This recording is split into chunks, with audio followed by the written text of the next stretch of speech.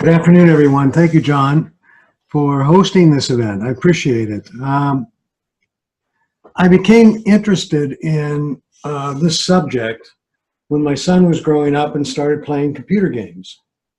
He's now 40 years old. He's in California, San Jose, and is working for guess what, a computer manufacturing company that develops computer processors. The company's name is NVIDIA, and they specialize in gaming processors. And recently, I have a grandson as well, and he's 9 now, and I'm watching as he develops his ability to use computer technology. So what will the youth be like tomorrow? As John said, they could be couch potatoes, or they could be leading us to a whole new generation of inventions that make our lives better and easier. Right? So what I want to talk about a little bit today is ergonomics, and that's when using this technology, how does it affect us, especially our bodies? I'd like to talk about some social media and youth, and this is where we see a lot of it with Facebook and Twitter and things like that. Right? I'd like to talk about tech in the classroom and how the teaching environment and learning environment has changed for our youth. I'd like to talk about what gaming and the types of games that are out there and the effects that has. And then the positive and negatives about using the technology today. Right? What mistakes parents make and tips for parents primarily so they don't make that mistake, and we don't, and we assist in not having our youth become addicted to computer technology. So how much does a human weigh? A human head weigh, right? If the human head is, if you're standing erect, your head weighs about, if you just put it on a scale, it weighs about 10 to 12 pounds. Just think of all that intelligence in 10 to 12 pounds, right? If the head is tilted, as in this example, about 15 degrees, it more than doubles its weight. If it goes to 30 degrees, 4 times its weight. 45 degrees, 5 times its weight. And 60 degrees, 6 times its weight in terms of the stress it is putting on the spine and the neck. So are we going to have hunchbacks or Homo sapien erectus? When you're sitting at your desk, there are certain ergonomic situations you should keep in mind. The top of your screen should be at eye level. The chair should be completely support your thighs. Your legs should be at about a 90-degree angle from the floor. I mean, your knees are at a 90-degree angle. Feet flat on the floor. I'm sure all of you sit this way at your desk, right? Make sure you relax your shoulders. Your forearms should be parallel to the floor, and the chair should have backrests that support your back. Social media. We hear a lot of terms about social media today, and there are a bunch of applications that the youth are becoming, that find as their favorites. So what we're going to talk about is that, some statistics about how the youth use technology. The applications out there, and this one surprised me when I was doing the research. YouTube is a really large, I'm sorry, let me word it this way. The youth use YouTube a lot. And here I was thinking YouTube was a how-to, listen to music, how to fix your kitchen sink or your car. Amazing. We have Instagram, we have Snapchat, we have Facebook, Twitter, Tumblr, and Reddit. Let's talk about each one of those a little bit. YouTube is a video sharing service where users can watch, like, share, comment, and upload their own videos. And I think this is where youth are getting into it, because they can upload their own videos. The video service can be accessed by your PC, tablets, or your smartphones. Users can search for and watch videos, create your own personal channels, upload videos to your channel so you can have a group of videos that you upload to YouTube. People can like, comment, and share other YouTube videos. Users can subscribe, follow other YouTube channels and users. So you can have a following on YouTube that watch your videos, create playlists and organize videos and group videos together. As far as Instagram goes, Instagram is a free photo and video sharing application available on iOS, Android, and Windows phones. Notice it's not available on computers. People can upload photos or videos into Instagram, into the Instagram server, and share them with their followers or with selected groups. They can also view, comment, and like posts shared by their friends on Instagram. Now, I don't know how they check this, but anyone over 13 can create an account and register an email address selecting usernames. Snapchat is a mobile messaging application used to share photos, text, videos, and drawings. It's free to download, free to send messages. It has become hugely popular in a very short space of time, especially among young people. And I'll have some statistics on that in a bit. There is one feature that makes it extremely different than the others. In Snapchat, the message that you send disappears from the recipient's phone after a few seconds.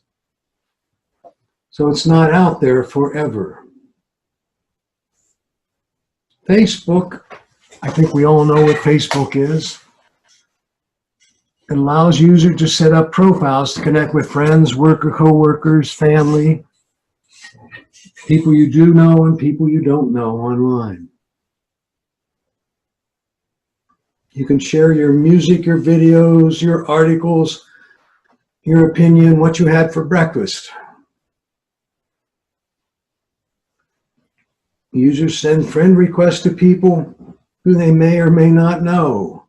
And then when you post something, all those people receive that particular post. Notice there are more than 1 billion users of Facebook. At this point, I always say, are you a customer of Facebook, or are you the product? You are the product of Facebook. They're going to gather your information and then sell it, and that's where they make their money. Once accepted, the profiles are connected to both users' ability to see whatever the other person posts. And what happens is you're posting on a timeline. So if you've posted a lot of different things, people can go to your site and see everything that you have posted.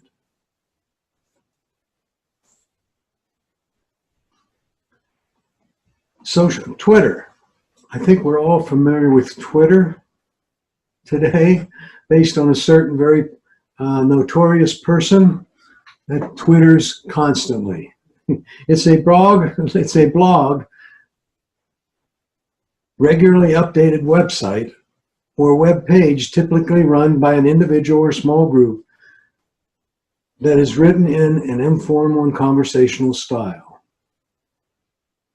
It's limited to 140 characters, and it's used by mainstream media as well as the average person. And what you do is you make available your account, and people, you can request to get onto it. and anything that person posts, you see. Reddit is what is lovingly known as the front page of the internet. Now, this is one that most of us probably don't know about, right? It's a place where millions of people go every day to discuss politics, post memes, and a meme or memes is a picture with a text on it, usually. They can find porn there or share every odd thought that serves that's ever occurred to them in the shower, right? No matter who you are or what you do, Reddit has a place for you. So if you like fly fishing, you can go to Reddit and you can find a group of folks that are very, very much interested in fly fishing.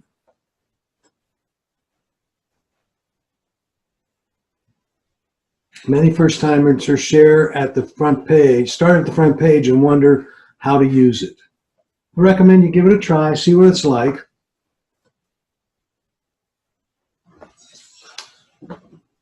What are teens using? What I did was I did a lot of research and I found the 2018 Pew Research Center survey.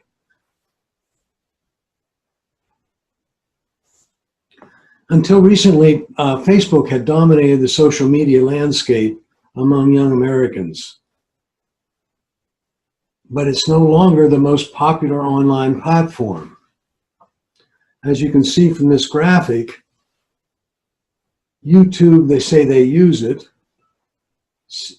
Instagram, and then Snapchat, and Facebook is number 4. And YouTube, they say they use 32%, Snapchat, they 35%.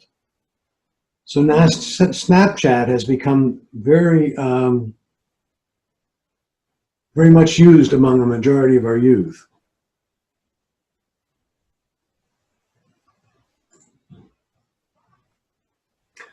Lower income teens are far more likely than those with higher income households to say Facebook is the online platform they use most.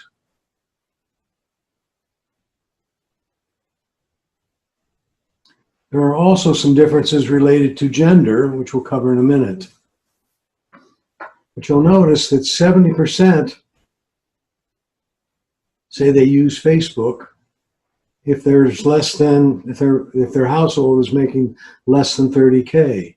And it's 36%, or almost half of the 75K and more use Facebook the most.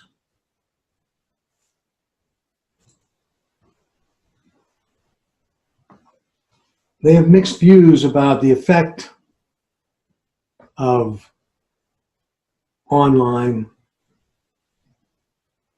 on their social, I'm sorry, let me start over again. Despite the nearly ubiquitous presence of social media in their life, there's no clear consensus among teens about those platforms' ultimate impact on people of their age. 31% feel it's mostly positive, 45% neither positive or negative, and 24% feel it's negative. Of those that feel it's negative,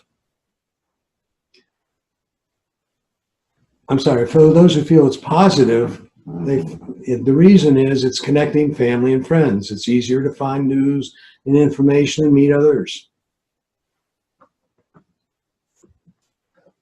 On the negative side of that,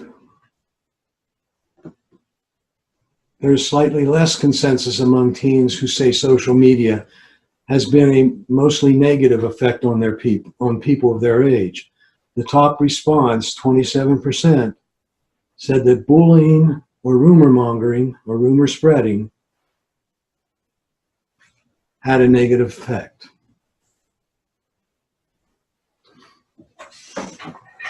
Smartphone access is nearly ubiquitous among teens, while having a home computer varies by income. Notice smartphones there.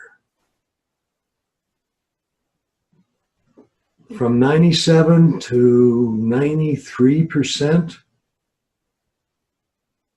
No matter whether it's all U.S. teens is 95, boys and girls, girls more than boys on smartphones. About the same across the demographic of race. 4 percentage point difference depending on income level. And education level, almost exactly the same. 94 to 96%.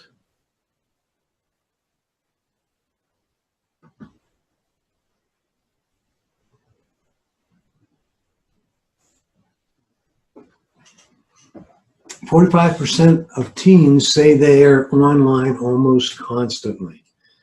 And in this chart, I wanted to make the point between 2014 and 15 and 2018, we've almost doubled the teens that say they're online almost constantly.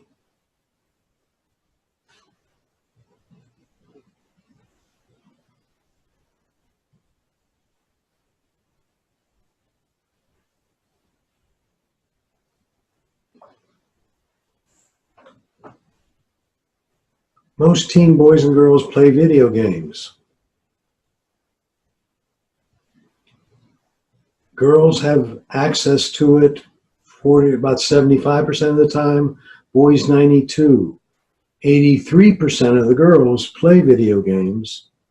97% of the boys play video games.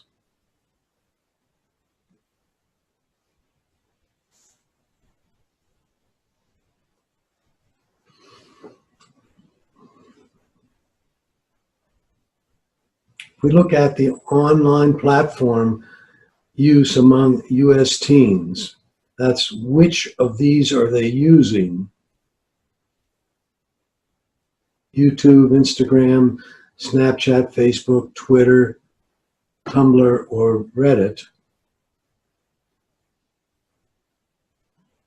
I'm going to click here and put a box around the demographic.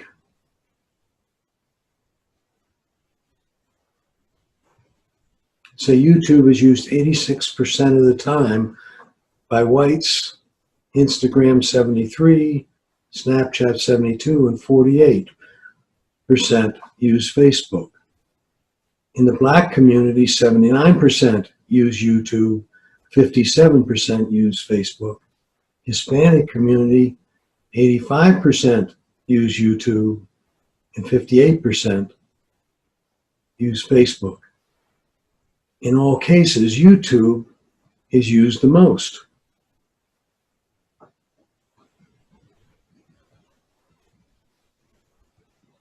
What I will do is we're going to be posting this, and you can take a look at this in more detail in the posting.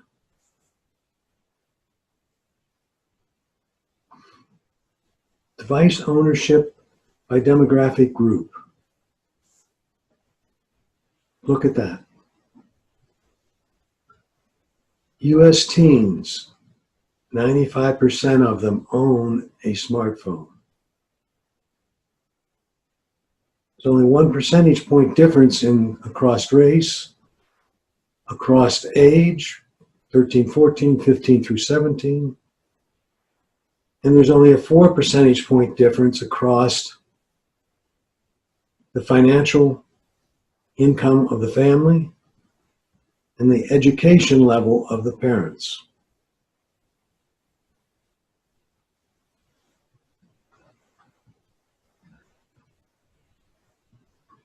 So that tells us that all youth, with rare exception, are using smartphones. And look at the desktop computers among the less than 30K income, 75% versus 89 and 96.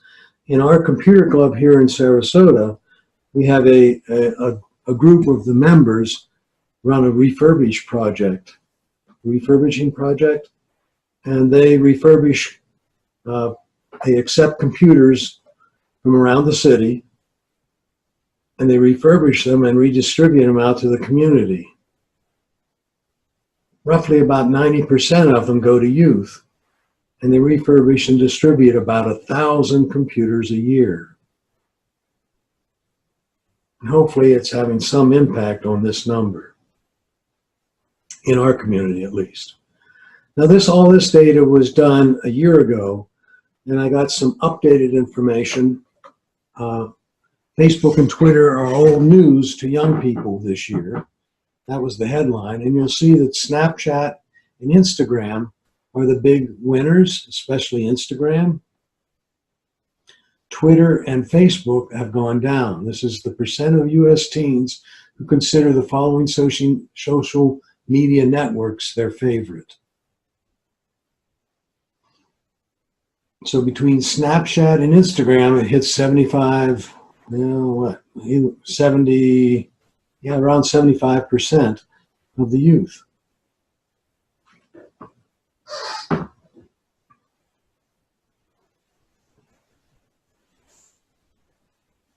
US adults' social media usage. This is going to be interesting for everyone, and you'll probably agree with it.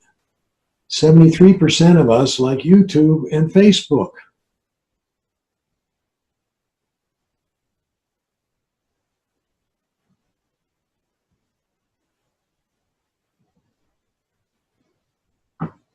Our Facebook usage from 2012 to 2019 has gone from 54 to 69%. All those other ones are 20 or 30% or less. Most of them 25% or less. With Instagram using 27%.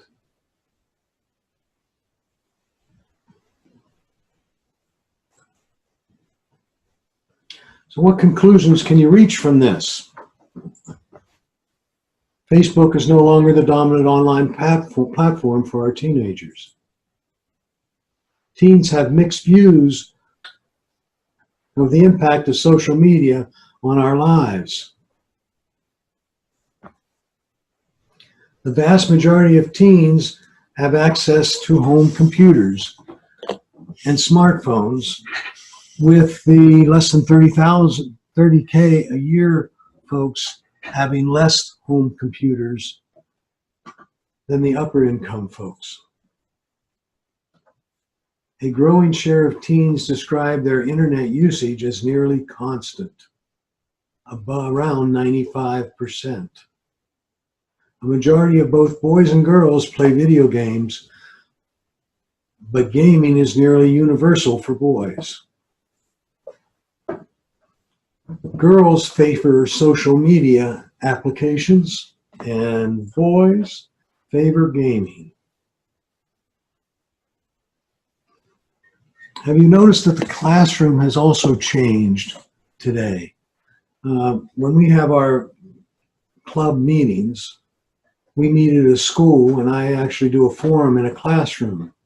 That classroom has 6 tables, 5 to 6 chairs at each table. There is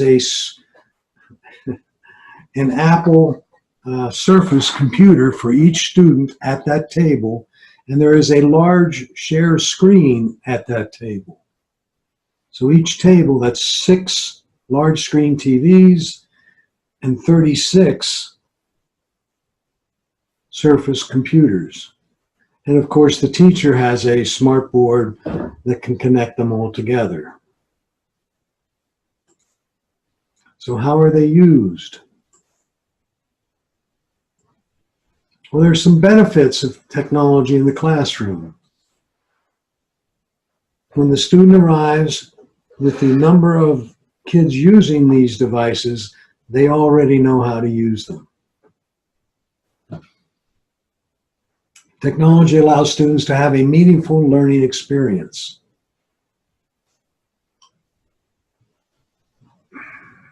In today's world, the teachers are more and more giving assignments which involve going home and viewing a particular vignette or a video on the subject that the teacher is trying to cover. The student has the advantage of doing that in doing that he can stop it, rewind it, and play it again, versus the teacher actually doing a lecture in front of the class. When the student arrives in class, the teacher gives them an assignment that the teacher can then go around and check to see how each student has learned the material and is able to give individual attention to the students who are not up to speed. Technology provides constructive learning, positive feedback. You got that one right, you can move on. Technology provides the students to learn more old lessons in new ways, as I've just described. Technology in the classroom provides ample opportunity to assess, as I've described, the students' progress. There is a huge amount of websites on the internet for kids. And here I've put together a collection of them. There's one called Curious World.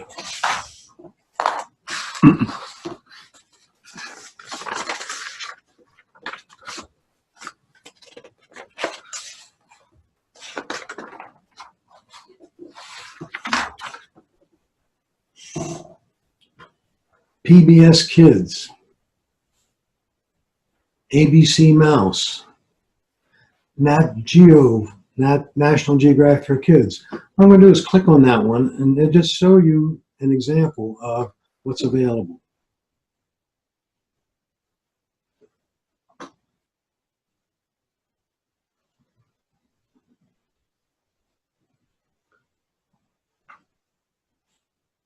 Looks like it's taking a minute to come up. There we go.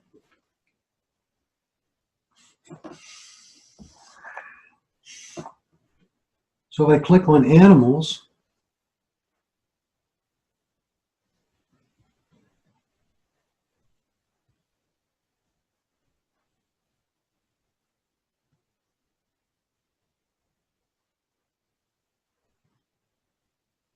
and I can go learn about orcas.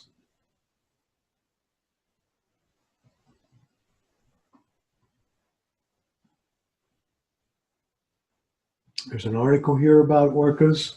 Many times there's a video. Where do orcas habitate? Their weight, their speed. Then you can go on and get dolphin language, and I'll bet that video has the sound of dolphin, or that web page has the sound of dolphins.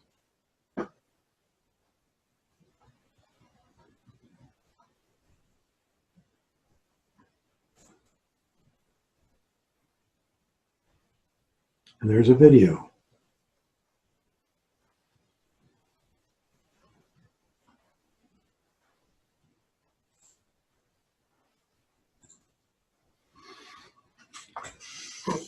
Fun Brain. Let's take a look at that one.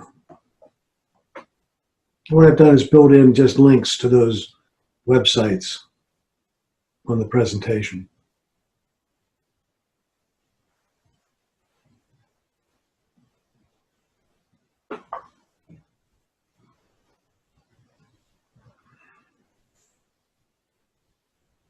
So here we have a coral reef.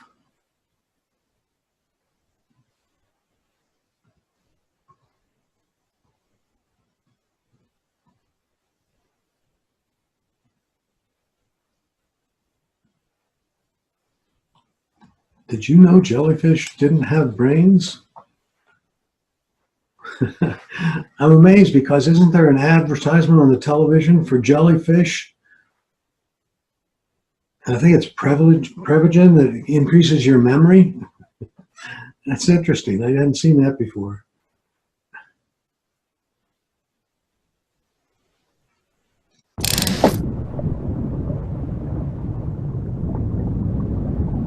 So I take it.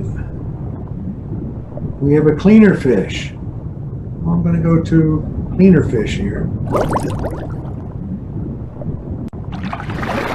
It's supposed to go around and clean a turtle. So the cleaner fish, move your pointer, and you make the cleaner fish.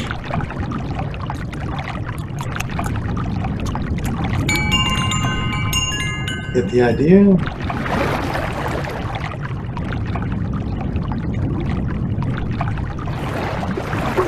My goodness.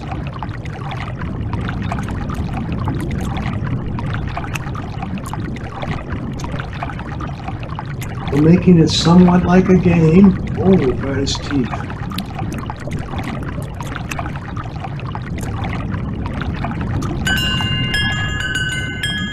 Get the idea? There's baby TV.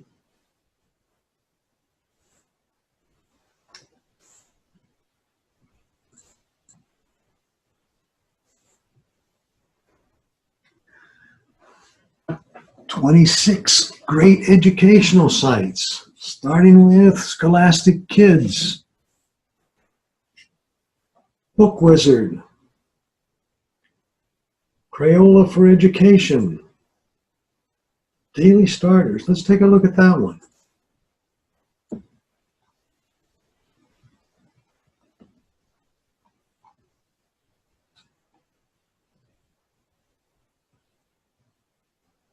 Again, it sometimes takes a while to come up.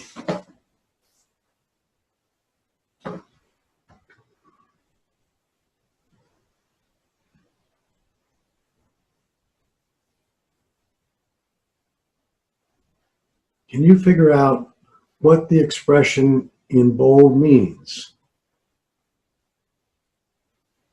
James didn't push Joel. He wouldn't hurt a fly.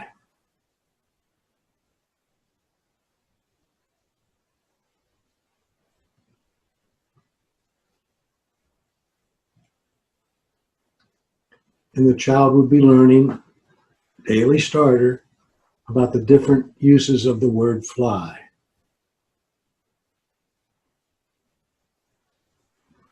So that's for May 3rd.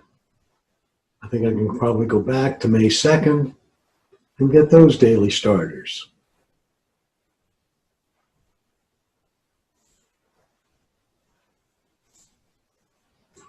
And the list goes on.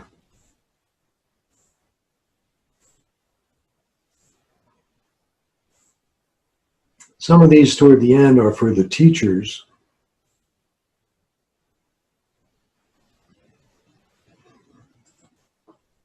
There's one here called Khan Academy. I don't know if many of you have heard of Khan Academy. Guy with the last name of Khan had some nephews. They were in the Baltimore area, and he was in New York, I think, working. And he, the nephews called him and said, "We need some help with math." So he recorded a few YouTube videos in his closet and asked them to go view them. And they really enjoyed them, and it helped them a lot, and so that he kept doing it. And before long, he had like 100 videos out there or so, and other instructors across the country started to discover them. And one of the instructors happened to be the instructor that was working with Bill Gates' daughter. And Bill Gates saw his daughter doing her homework, and so he asked her what it was all about, and she said, "Well, this is our homework. This is what we're supposed to do." And it was a vignette of a particular mathematical exercise.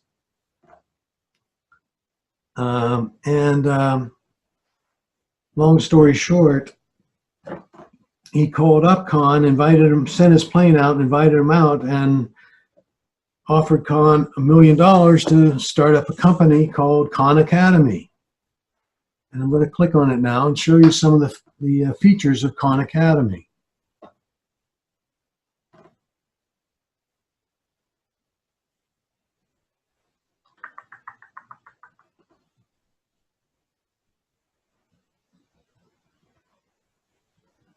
So you're a learner.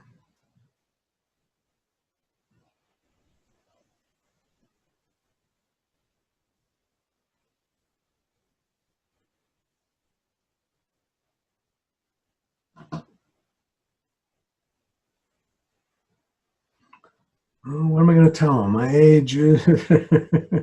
Oh, wait a minute. Let's... I'm just going over here to courses.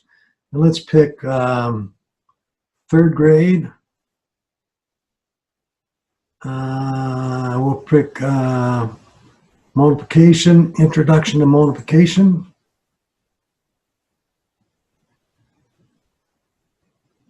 And we'll go ahead and see the video on that.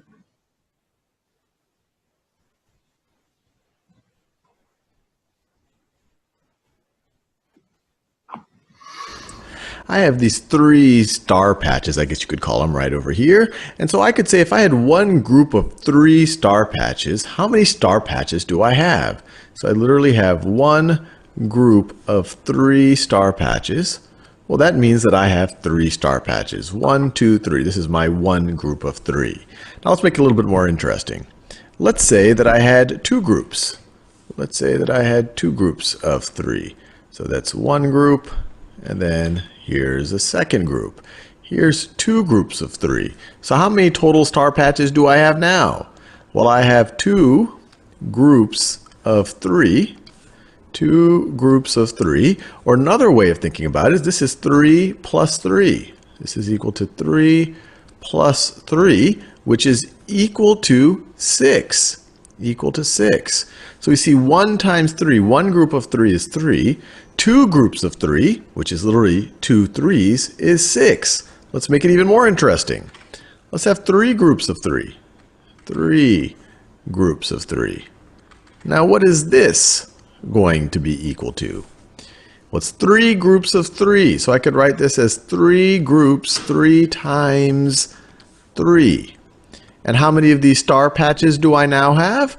Well, this is going to be 3 plus 3 plus 3. It's going to be 3 plus 3 plus 3. Notice I have 3 3s. I have 2 3s. I have 1 3. So this is 3 plus 3 plus 3 is equal to 9. And you can count them. 1, 2, 3, 4, 5, 6, 7, 8, 9. Or you could just count by 3s. 3, 6, 9. And I think you see where this is going. Let's keep incrementing it. Let's get the idea?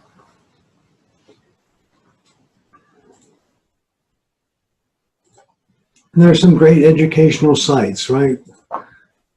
This is again mainly for instructors.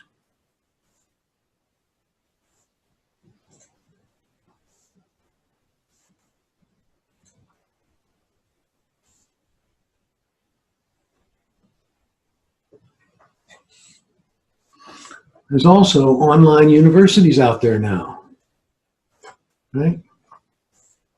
Embry-Riddle, Amazon, Arizona State University, Ohio State, Oregon State, Pennsylvania State, University of Florida, etc.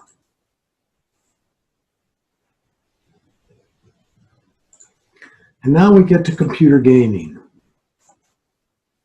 right? Computer games, right?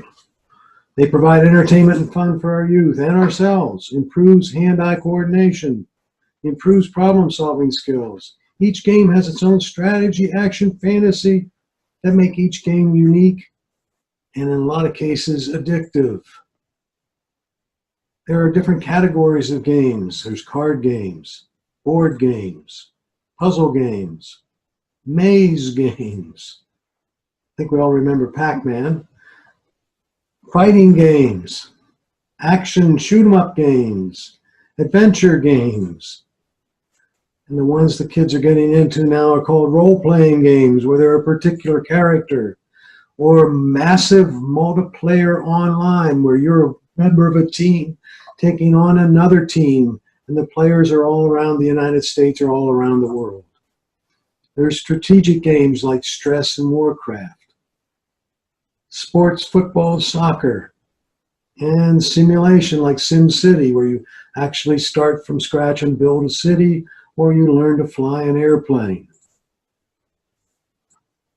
The positives and negatives of all this are your physical health, social health, and mental health. Physical health, there's positive effects.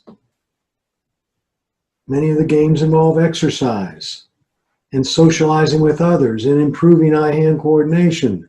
But the negative effects could be obesity, otherwise known as couch potato, lack of proper nutrition, muscle and joint pain, poor posture, sleep deprivation. These games are available 24/7. Strained vision and hearing loss. Even have heart problems. On the positive side of social health is socialization, developing friends. There are a lot of group games out there where you actually get in a group and you play the games together. Negative side is just the opposite, loss of real friends, socialization. You don't need to get together to play a group game. They can be anywhere in the world. Being bullied online with social applications. And, of course, predators. It's one we haven't talked about much, and it's a warning we make sure we have to give our kids. Mental health-wise, right, it does improve your memory. My grandson plays a game called Pac-Man, and he has Pac-Man cards, and he has memorized 3 or 400 different characters in Pac-Man and all their characteristics, and he can name them off just by seeing the picture of them. Social media, positive interaction. More information about the world. It's all out there. In a lot of cases in the games, they force you to be more creative, thinking outside the box in a lot of cases. Decision making and problem solving. But then there's the negative effects, just the opposite: fatigue, failing memory, emotional instability, 24/7 gaming, and of course addiction and depression. 24/7 stress, as I've mentioned. Fear of missing out. Did you know? And a particular social media has social thing. Oh, you didn't read it? Oh, we sent it to everybody, right? Incivility, anxiety, and insecurity are all things that happen negatively with too much computer. There's game addiction.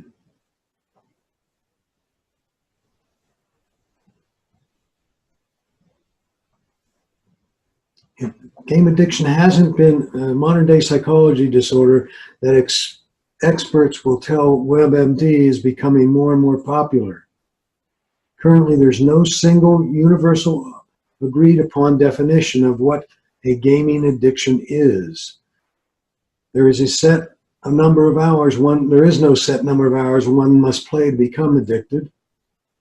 Video game addiction refers to the excessive play which results in some negative things like negative emotional, social, relational, educational, or career consequences.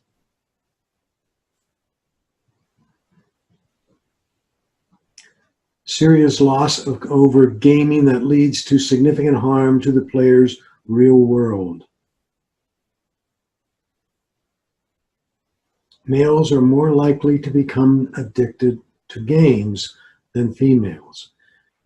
Females are more likely to become addicted to social media. What are the signs? If you're seeing this in any of your grandkids or kids, significant impact in their work performance, their school achievement, or their interpersonal relationships. Something has changed. Spending more of one's free time playing video games. Frequently playing video games for 6 or more hours nonstop. Weekends. loss of interest in social activity. No, I don't want to go to the movie with you guys.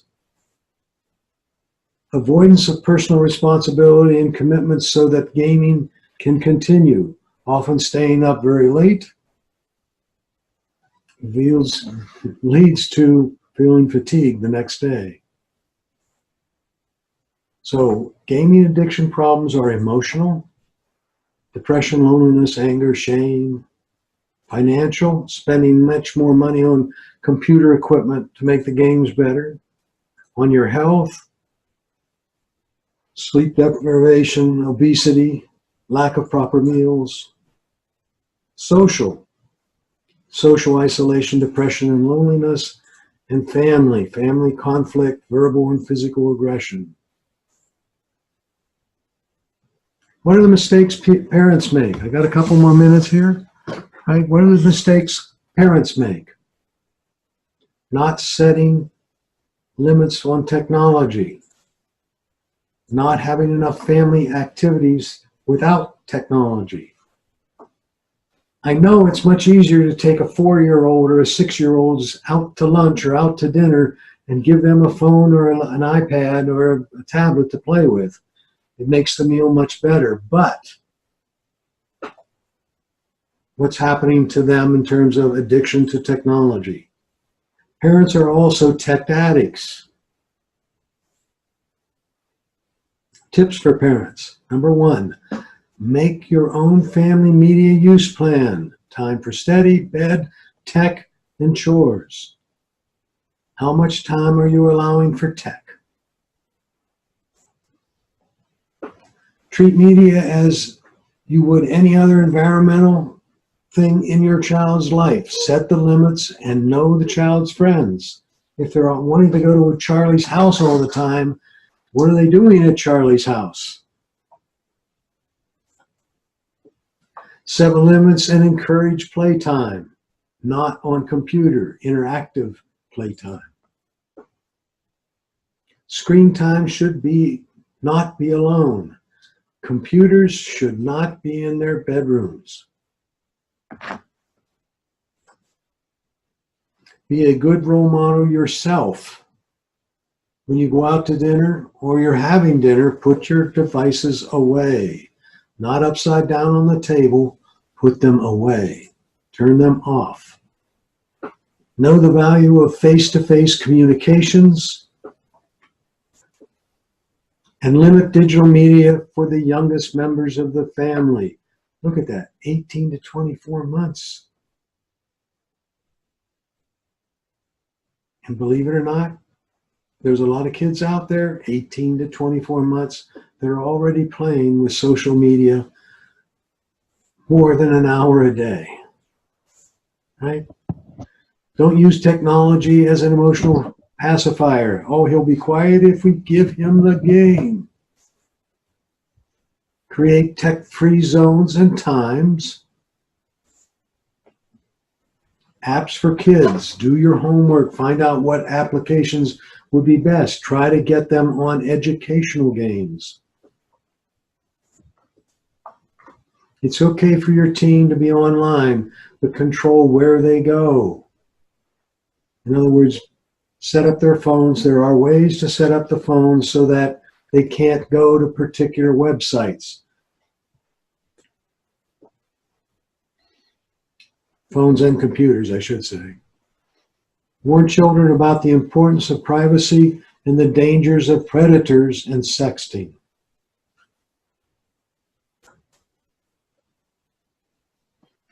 And remember, kids will be kids. They're going to try to get away with it. Stop tech addiction before it starts. So with that, does anyone have any questions? Well, I think we've kind of gone right past the limit, but one question I'll let you finish up on is, does NetNanny really work? Well, the problem with NetNanny or any of them is the kids get the passwords and they're able to bypass them if you give them the passwords. Right, that's the second part of the question, or do kids find ways around it? Exactly. And they do.